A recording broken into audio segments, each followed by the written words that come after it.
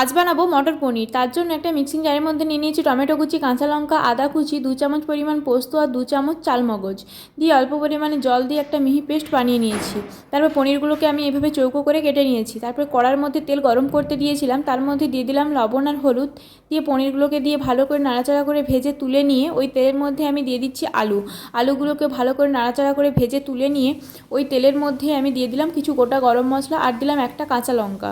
আর যেই পেস্টটা বানিয়ে রেখেছিলাম সেটাকে দিয়ে দিচ্ছি 1 চামচ পরিমাণ হলুদ গুঁড়ো, কাশ্মীরি লাল লঙ্কার গুঁড়ো, 1 চামচ ধনে গুঁড়ো, জিরে গুঁড়ো আর দিচ্ছি 1 চামচ পরিমাণ লবণ, দিয়ে ভালো করে মিশিয়ে নিয়ে এর মধ্যে দিয়ে দিলাম মটর